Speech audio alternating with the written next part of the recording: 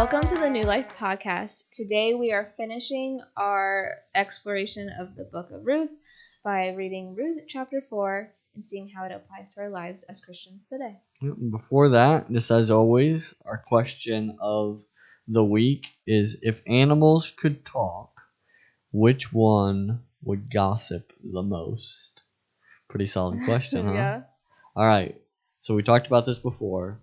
We're going to say this because I have this weird feeling that we're going to be thinking of the same animal. And again, we didn't stage this or nothing. But I just have this feeling we're going to think of the same one. Okay? Okay. So on three.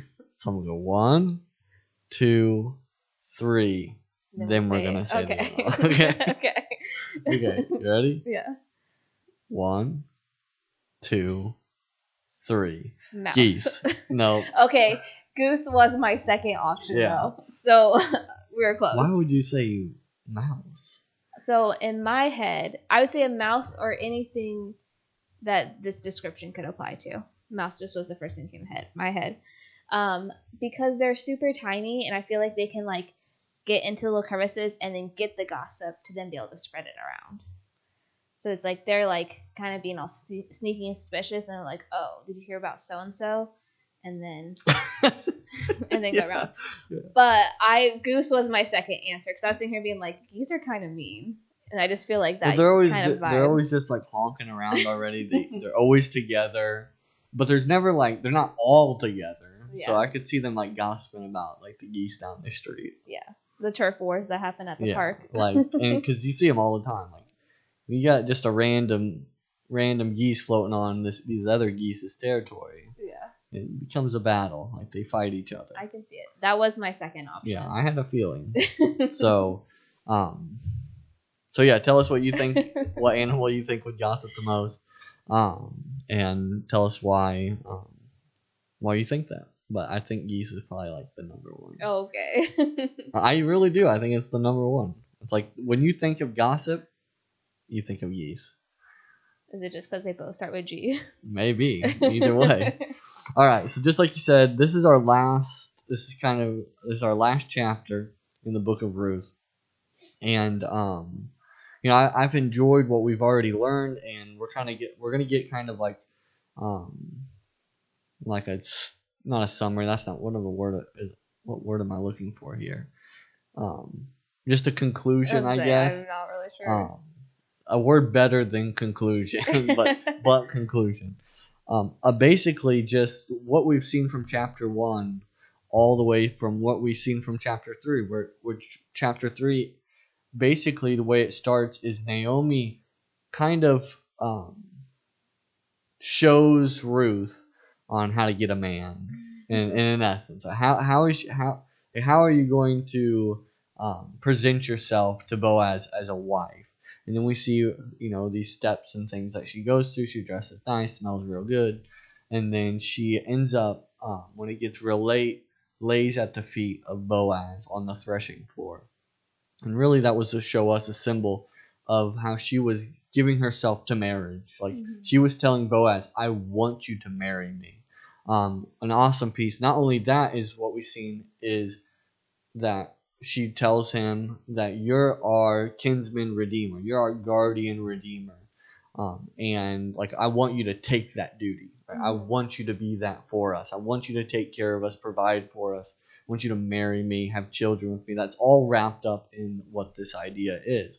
And there you see an awesome piece where Boaz seems joyful and like, this is awesome. And he's like, it's amazing that you'd pick me, even though you could have anyone you wanted. In essence is what he's saying. But then he kind of gives us what's like almost like a ball drop moment.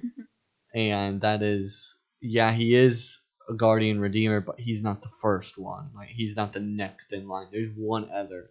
And he sends Ruth home, basically sends her home, and she lets Naomi know, because Naomi is like, well, what happened? Like, how did things go? Did he say yes? Did, all the things that you can imagine someone may think during that moment. And basically tells her that, oh, there's another person, right? There's another, and that Boaz said that he's going to resolve it. And Naomi's like, the type of guy he is, he's going to resolve it. And that's kind of where it leaves off with a cliffhanger. Like what's going to happen, right? There's a sense of anxiety and uncertainty in the lives of Naomi and Ruth. They really want to be a part of Boaz's family, I guess, in essence. But by law, he didn't have the first right? Somebody else could decide to take them in and provide for them, take care of them, which we don't know yet. We're about to read it, but that could be a good thing still, but definitely not the person where you built a relationship with and a romantic relationship with. But it also could be the opposite, right? It could be a very bad thing, a person that would be abusive and not take care of them, and the list goes on and on. So that gets us to verse 1 of chapter 4. Yep. So we're just jumping right in, like you said. Chapter 3 kind of gave us a cliffhanger, so we're picking up in the middle of things. So starting in verse 1 says, Boaz went to the gate of the town and sat down there. Soon the family redeemer Boaz had spoken about came by, and Boaz said, Come over here and sit down. So he went over and sat down. And then Boaz took 10 men of the town's elders and said, Sit here, and they sat down. He said to the Redeemer, Naomi, who has returned from the territory of Moab, is selling the portion of the field that belonged to our brother Elimelech. I thought I should inform you. Buy it back in the presence of those seated here and in the presence of the elders of my people. If you want to redeem it, do it. But if you do not want to redeem it, tell me so that I will know, because there isn't anyone other than you to redeem it, and I am next after you. I want to redeem it, he answered. Then Boaz said, On the day you buy the field from Naomi, you will acquire Ruth the Moabitess, the wife of the deceased man, to perpetuate the man's name on his property.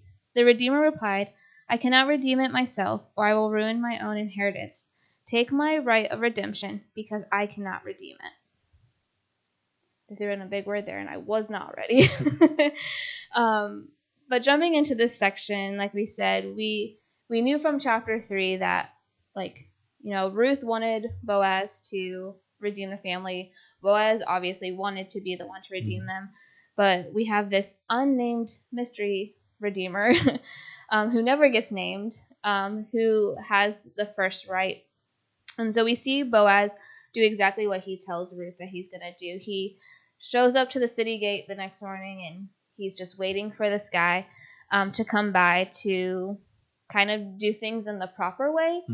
And the thing that's interesting is just looking at why did he go down to this town gate? Because to me that just seems kind of random. It's like, okay, it seems like you know who this guy is. Could you not arrange to meet at your place or something?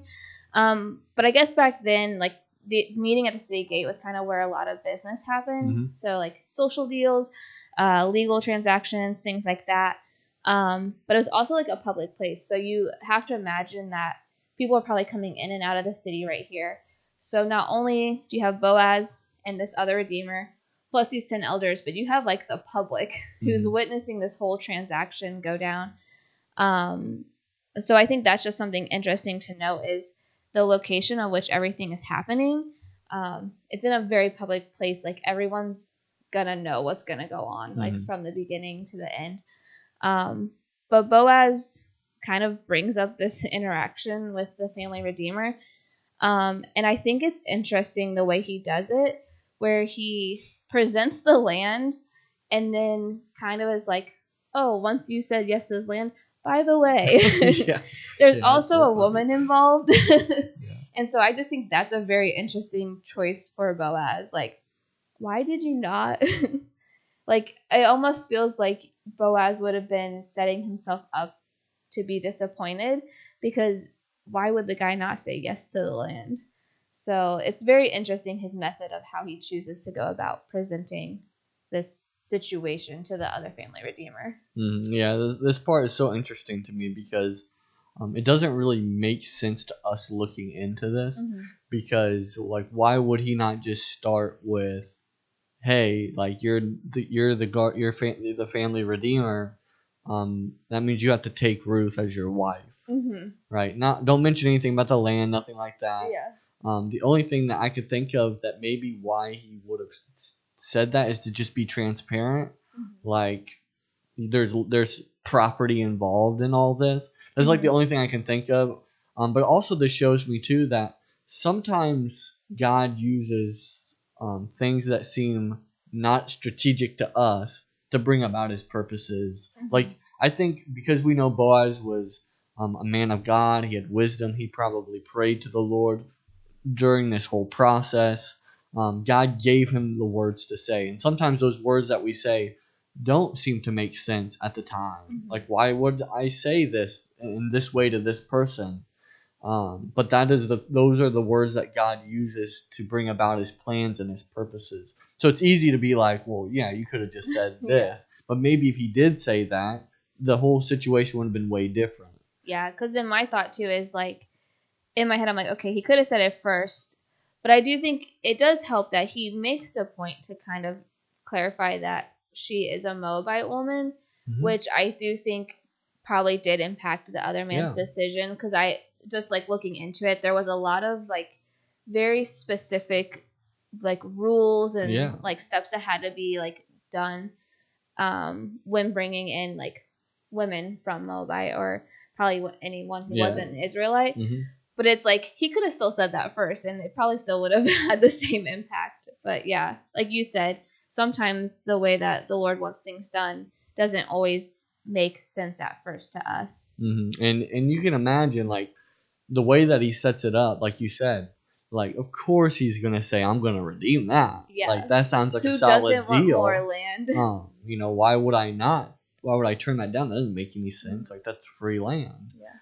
Coming back to our people, because this was the interesting part about this whole process. It's more than the kinsman and family redeemer, guardian redeemer, whatever your Bible translation puts it. There's more to it than just keeping the family name alive, right? It's land coming back to your clan. Because if you read in the book of Joshua, you see like there's a distribution of land to the people. The Benjamites get this land, and the tribe of Dan, they get that land, and just goes on and on and on. For the 12 tribes of Israel, each person is allotted so much land. And a lot of times what would happen is like you would sell land, and you could sell it to not part of your clan, but then in the law it shows us that after 50 years it had to be given back to that clan. Like God wanted that land that He gave to His people, specific people, to stay within that tribe, within that clan. And this was part of that process of like when like a land was outside of the family name or whatever, the kinsman redeemer would come along and be able to get it back and buy it back whenever this process would take place. And I think that's important because it does show us that it is more involved than just marrying the widow, right? There's a lot more at stake when it comes to that. And then you also see that this whole process was really, Ruth was not even in the framework of this because it would be Naomi who was the wife of Elimelech. But so in his mind, he would have been like, oh, well, because she's too old, she can't bear children, of course I'll take her in, provide for her, get this land as well, and everything will be good. Well, then that's when we see Boaz kind of drop the hammer or whatever. By the way. By the way, there's this woman named Ruth who legally you would have to marry if you take your role as kinsman redeemer and have children with to keep Elimelech's name alive. And then we see this important part because it's interesting because it's just really an interesting insight I think that we get into this moment is he says, I can't do that because it's going to mess up my inheritance.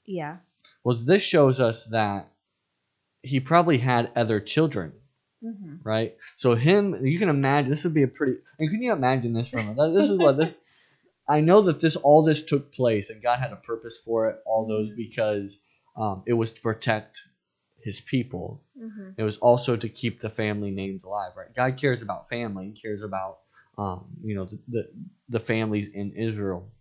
So, but now looking back, some of this is hard for us to grasp with. But can you imagine because that means you probably already have a wife, Yeah.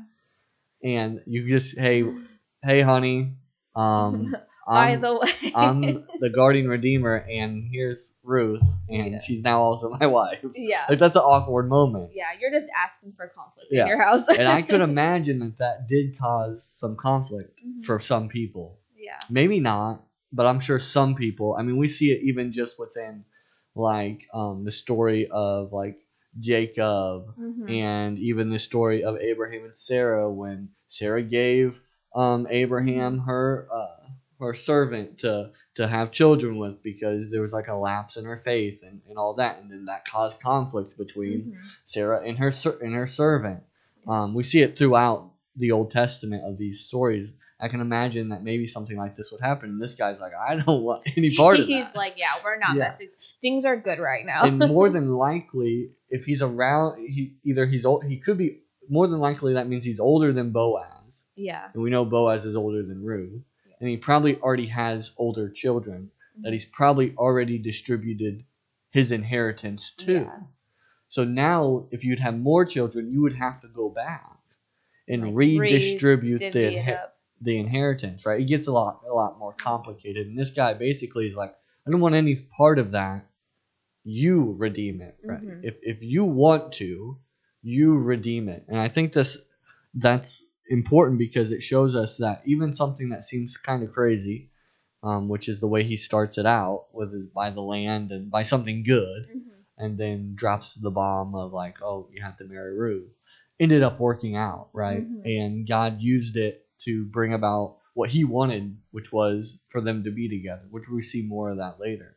Well, and I think part of me wonders too if it, like with the way Boaz presented it too, it's like, hey, you get to redeem this first, but if you don't want it, he's like, I am next. And I almost wonder if this guy's like, once he realized that there was more to it than just the land, I wonder if it felt easier for him to like not redeem it too because he knew that there was someone who was willing. Yeah. Because I could imagine like that would be a tough spot to be in, to be like, hey, this is your responsibility. And if Boaz had been like, I want nothing to do with this, then you're stuck in the spot of, well, do I just let this family like suffer now? So I wonder if it made it easier for him to be like, what hey, we're gonna talk about this in the next section a little bit too. But not doing this brings disgrace on your family. And the whole public is there to watch it. Yeah, and it's done in front of everybody. This is why Boaz would bring witnesses, because basically it's a transaction that's happening, right? Yeah. You would do this for any type of thing, not just this specific part. But you were called to do this too. You were called to bring witnesses in. But even if it was just selling a property, you would bring witnesses along, and you would still do this sandal thing that we're going to see also about this kind of distributing, just how they did things back then when they did business. But so that brings us to verse 7, which says, now in earlier times in Israel, for the redemption and transfer of property to become final, one party took off his sandal and gave it to the other. This was the method of legalizing transactions in Israel. So the guardian redeemer said to Boaz, buy it yourself. And he removed his sandal. Then Boaz announced to the elders and all the people, today you are witnesses that I have bought from Naomi all the property of Elimelech, Chilion, and Mahlon. I have also acquired Ruth the Moabite, Mahlon's widow, as my wife, in order to maintain the name of the dead with his property, so that his name will not disappear from among his family or from his hometown. Today you are witnesses. Then the elders and all the people at the gate said, we are witnesses. May the Lord make the women who is coming into your home like Rachel and Leah, who together built up the family of Israel. May you have standing in Ephrath, and be famous in Bethlehem. Through the offspring the Lord gives you by this young woman, may your family be like that of Perez, whom Tamar bore to Judah. Awesome. So with this part, you kind of jumped into it a little bit, but we start off with this really bizarre transaction. I feel like, because nowadays I cannot imagine doing this. But we start off with this transaction of the family redeemer who's deciding not to take the land, who's kind of giving up his right to it first, is giving his sandals to Boaz as kind of this way to show that he's denying it. And I think it's interesting that like verse 7 kind of starts with like an explanation of how like this was like a traditional thing, like this was kind of just how people did stuff.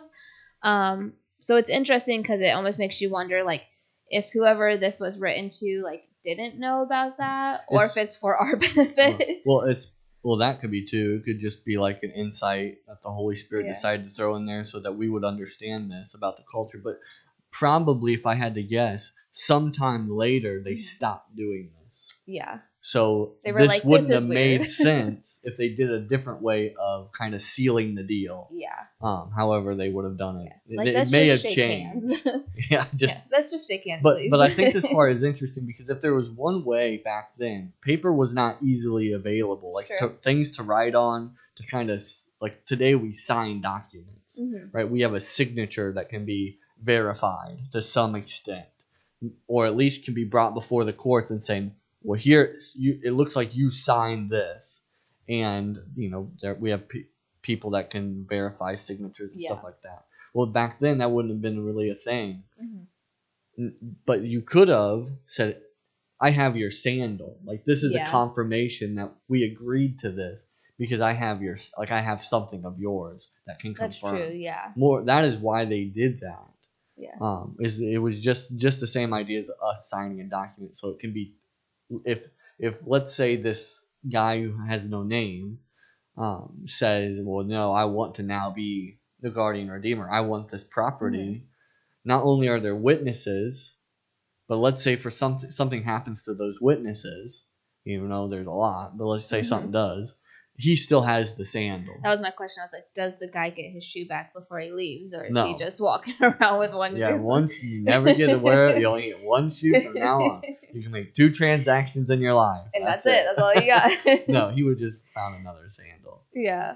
But it is important to know too, like that this is a tradition that is seen in Deuteronomy. Deuteronomy 25. We see a similar concept, but the transaction is very different because it's between a man and a woman. But it's the same idea where they do the sandal thing, and there's other pieces to it that thankfully did not happen in this one. It wasn't. See, in this scenario, it's different because there's 2 guardian redeemers. In a scenario where the woman would come, the widow would come to who she knew was the next guardian redeemer, would come in and basically say, hey, this is your duty. Well, if that person refused their duty as guardian redeemer, they could do that. They did have the right to refuse it. But again, it brought dishonor on your family, disgrace, because what you're saying is, I'm leaving this widow out for herself. No one can take care of, like, she's going to be poor, homeless. That's what you're saying when you say, I'm not going to be her guardian redeemer.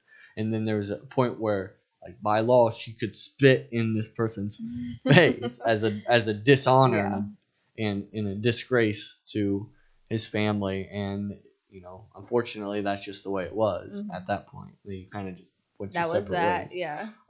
But that's what Deuteronomy 25 shows us. But this moment's way different. No one's spitting in anyone's faces in this moment. No, in this moment we see really just a peaceful transaction. The sandal thing is, I feel like, just more to acknowledge it and kind of make it more official. But then we see like there's all these witnesses. Obviously, you have like the elders who are there plus the people. And I think it's really cool just to see the moment when, once this has kind of been made official, the people, like, they all just start like blessing Boaz and Ruth, even though she's not there in the moment, in their marriage. And I think that's really cool, especially just given the fact that like Ruth isn't like from this land. Like she's a Moabite, but you almost feel like they've accepted her as one of their own, and just the way they go about blessing her and with just people who are so important to their culture. Because they first mention Rachel and Leah, and how, I mean, those are two women who are super prominent in their history. And I mean, knowing that story, like we know that they were both married to Jacob. Obviously, Jacob was in love with Rachel, but has to marry Leah first, and then works hard, ends up marrying Rachel also. But ultimately, these two women are so important because their children become the 12 tribes of Israel. Like they're the mothers of these 12 tribes, and so you see them first bless Ruth and Boaz with this, which I think is just such a powerful moment. But then you also see them bring up the house of Perez, and we see the importance of how that story is so pivotal to their history, and just this idea of blessing them with a large family. And so I think it's cool because, like, Ruth, she's been in this area for a while. It feels like we don't know the whole context of the time, but it would have been easy for them to accept the deal, but maybe not necessarily accept her still. But it feels like they've generally like accepted Ruth as part of their community or like larger family, the family of God. What I think is interesting, because I think you do have to look when we're concluding this last part of Ruth, you have to at least or at least remind yourself of how all this started. Naomi was coming back home, and her two daughter-in-laws, who also lost their husbands, wanted to go with her, but Naomi's like, no, like you need, like, and the reason why she said no is because they still had an opportunity for marriage with their own people, and Ruth is like, I don't want that, right? I'll give that up. Not that I don't want it. I'll give that up in order to stay with you, in order to follow the Lord, which I think is at least a good parallel that we can draw from this, is that when we put God first, God gives us the things that sometimes we give up for Him, if that makes sense. Yeah. And especially if you're young and in your mind you're processing, like, I want a husband or a wife. Well, put the Lord first, and God will bless you with the things that you desire and want, that are obviously in His will, and that are not crazy things. But God blesses marriage. God blesses family. Like God's going to hear what you want, and God's going to lead you through it, however that looks like for you. He'll lead you through it if you put Him first. And that's what we see with Ruth, is that she said, I want your God, Naomi, to be my God. I want to follow Him. And she does, by going back to a town she knows nothing about, by trying to take care of her mother-in-law. And the list goes on, just the things that we've seen.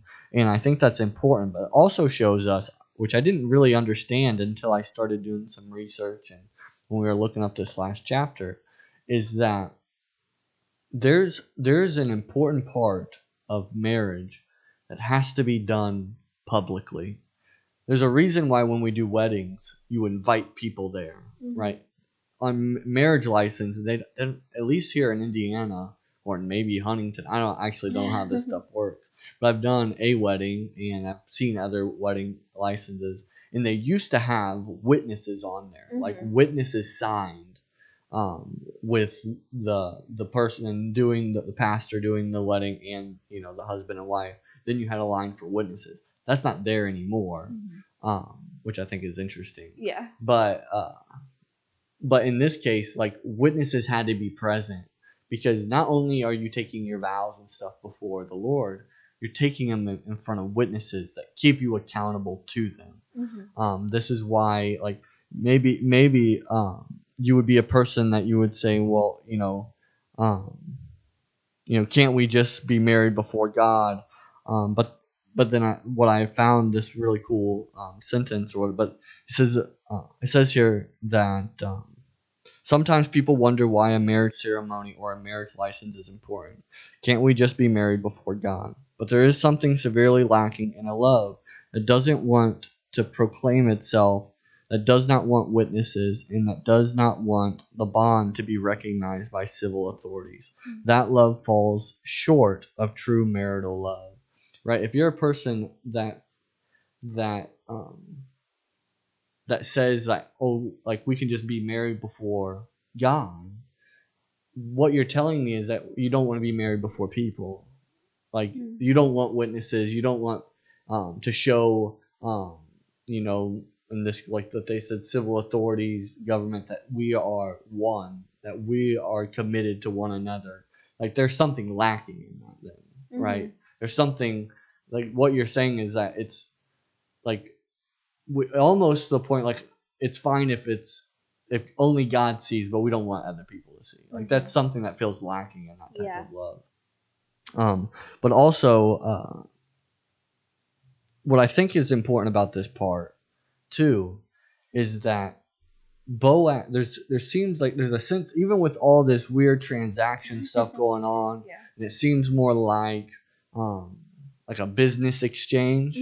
There's a joy in it. Like that's, at least when I read this, it seems a sense of joy, like a sense of like peace, that everything's right.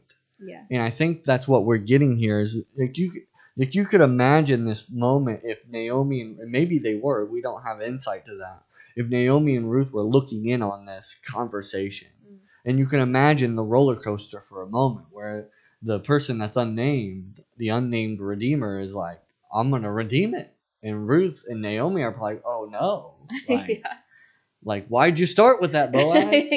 What are you doing? But then when he says, no, you redeem it, Boaz. And then he says, I'm going to redeem it. You all are witnesses to it. And they say, we are witnesses. Like there's a sense of joy and there's a sense of blessing in all of it. And that's when they bless Boaz and Ruth to be like Rachel and Leah. And what they're saying is like, make a big family. Yeah. In essence, right? Like not only make a big family, but let that family be famous. In other words, right? Let them do great things. Yeah, it's like make an impact, and it's really cool. Yeah, I just feel like the whole moment of just the whole city, or like all those around in the city at that time, just blessing them is such a cool moment because it's not something that you would see in an everyday situation nowadays. So, but moving on, we get to have the happy ending. So verse 13 says, Boaz took Ruth, and she became his wife. He slept with her, and the Lord granted conception to her, and she gave birth to a son. The women said to Naomi, Blessed be the Lord, who has not left you without a family redeemer today. May his name become well known in Israel. He will renew your life and sustain you in your old age. Indeed, your daughter-in-law, who loves you and is better to you than 7 sons, has given birth to him. Naomi took the child, placed him on her lap, and became a mother to him.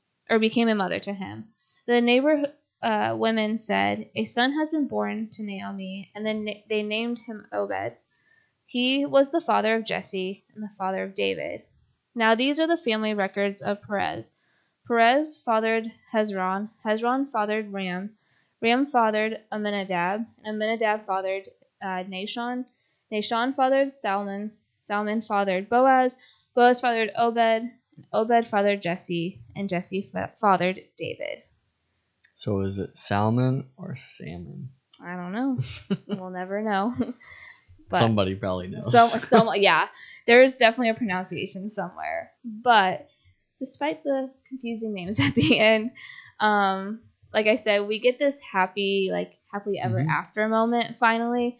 And I really like, obviously it's exciting to see that like Boaz and Ruth are married, they're having kids. It's like, that's cute. But I think it's really cool to see like kind of where Naomi is in this situation. Like we started with her, we ended with her, and it's just really amazing to see her transformation throughout the whole book of Ruth. Because when we first see Naomi in Ruth chapter 1 verses 20 through 21, like she literally comes into the town like being like, don't call me Naomi. Yeah. I'm really upset. Like life is terrible. And she's bitter. She's empty, and she's expressing like how the Lord has taken everything from her. She's lost her husband, her sons, all these things. And then we get to the end, and we've seen this transition happening throughout. So it's not like just all of a sudden she's switched. Like, she's kind of been on this path, but we see this specific moment in verses 14 through 15 of chapter 4, where the women are all around her, kind of rejoicing alongside her at the birth of this son for Ruth and Boaz. And it's just funny to see how it's the complete opposite of how she was feeling in chapter 1, where it's like they're reminding her, like, you've gotten this family redeemer who has saved your family. You have this amazing daughter-in-law who gave up everything to come with you and literally said loves you better than 7 sons. Like, so I'm like, okay. So and then it's like, and now Ruth has this son who's going to carry on this family name. And it's almost like you see how she's gained back what she lost, but also gained so much more throughout this journey. And I think that's, it's like, obviously Ruth is so much about Ruth and Boaz, but getting to see Naomi's journey, I feel like, has also been just as encouraging, because she goes through such a transition throughout the whole story.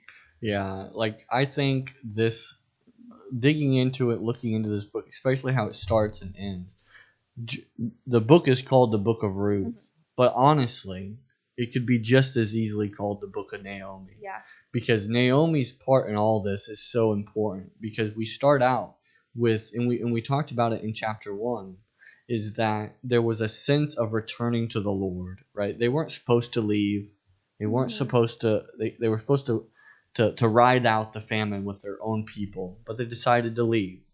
And we talked about what that means. So you can look back at chapter 1 with all that stuff. But to say all that is to say that Naomi coming back to the Lord, if she didn't do that, none of this would have taken place. And we could even go maybe further. Like, we wouldn't see David and these other people that you mentioned in the genealogy that are very important people in the Bible. And so I think this is important for us to understand, that when we come back to the Lord, God does great things with us. Even if, like what you said, even if you think that you're downcast and you've been defeated, or whatever that crushed, whatever that looks like, what we see with Naomi's heart is like, the Lord's made me bitter, and the Lord's hand's against me, and all those different things she says. Like, she probably would have never imagined this is the ending. Which I think is amazing, because God always writes beautiful endings for his people. He always writes beautiful endings for those who are willing to be redeemed. And I think that's what we see with this story, is there's a sense of being crushed in the beginning to being redeemed at the end. And that's what Jesus does in our life, right? We go to the Lord crushed. We go to the Lord bitter. We go to the Lord having nothing. And God gives us everything. God redeems our life. God puts it back in the right place. And that's what he does with Naomi here. He puts it back in the right place. And I think it's beautiful, like you said. There's a sense that, not a sense, there's a point where Naomi loses her husband, also loses her son. And this here at the point is telling us that she's now been redeemed of those things as well. She's been given a son again, right? Even though it's Ruth's son.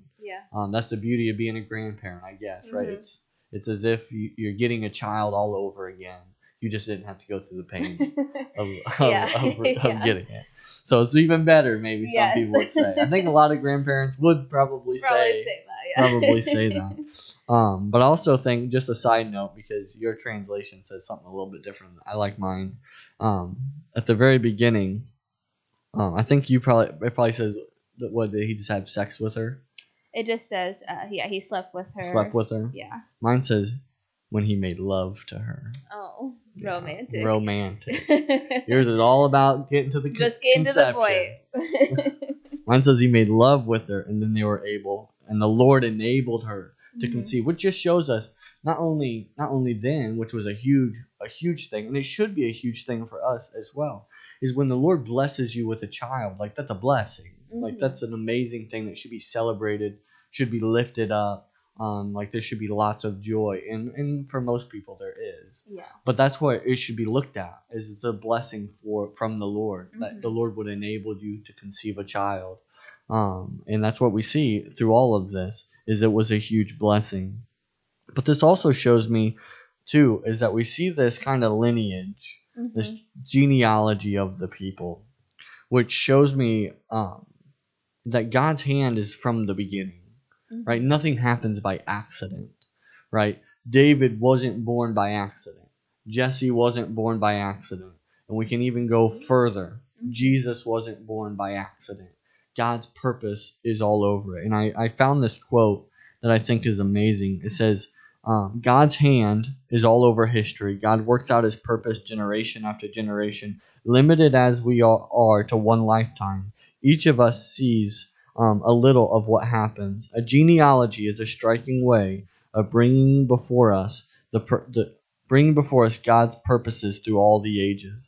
The process of history is not by chance. There is a purpose in it all, which I think it's just a good reminder to us that even though life may seem uncertain, and even in our own lifetime, we may not see what God's plan is to fruition, right? To the end, because God sees everything. God knows everything, right? We only have a short time frame to impact the kingdom of God.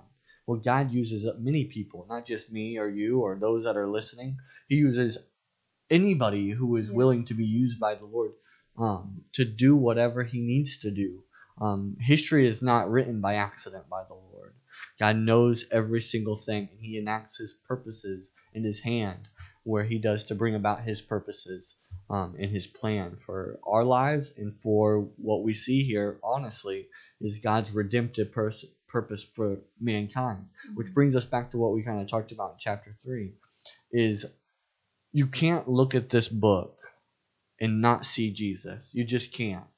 Because Jesus is splattered out throughout all these pages and all these words as our reminder that Jesus is our kinsman redeemer. He is the man of God, the Son of Man, the Son of God, who redeems us. And I also found this other quote that I really think is amazing that kind of summarizes this idea the best way that I think that can be summarized. It says, but it all comes back to the idea of Jesus as our kinsman redeemer. This is why he became a man. God might have sent an angel to save us, but the angel would not have been our kinsman. Jesus in his eternal glory, without the addition of humanity to his divine nature, might have saved us, but he would not have been our kinsman. A great prophet or priest would be our kinsman, but his own sin would have disqualified him as our redeemer. Only Jesus, the eternal God, who added humanity to his eternal deity, can be both our kinsman and the redeemer for mankind. Jesus fulfills our kinsman redeemer. So if you're a person out there who is, again, downcast, who's lost, who's not for sure what tomorrow is going to bring, you have a kinsman redeemer. You're just like Ruth and Naomi. You have a kinsman redeemer who's willing to redeem you, right? Just as Boaz was willing to redeem Ruth and Naomi, Jesus is also willing to redeem us as our kinsman redeemer. And I think that's important. Like, if that's the only thing you get out of this book, then you got the message. Yeah. You got what you were supposed to get out of it. This is why I believe this book is in here.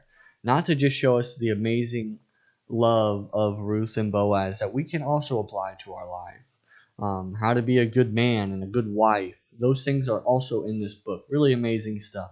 But the most important part is to know that God fulfills, through Jesus Christ, our kinsman redeemer.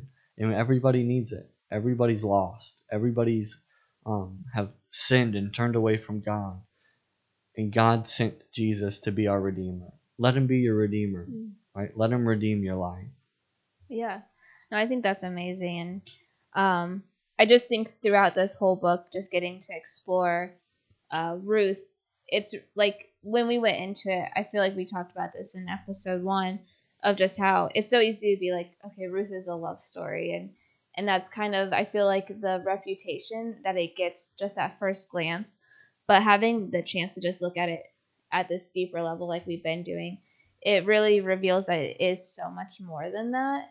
That it's just this story of how God, he restores those who are looking for him for hope. And I, when I was just finishing up my research, I found this quote from the Bible Project that was just kind of talking about the book of Ruth, and I think it does a really good job of just summing it up too. That says the book of Ruth shows how God is constructing his grand story out of the small, seemingly inconsequential stories of everyday people. Ruth shows how God is at work in the day-to-day activities of average people. All the characters we see face life's normal challenges and we find God is weaving a story of redemption out of all the details. The book of Ruth encourages us to view our day-to-day lives as part of God's bigger plan for our lives in the world.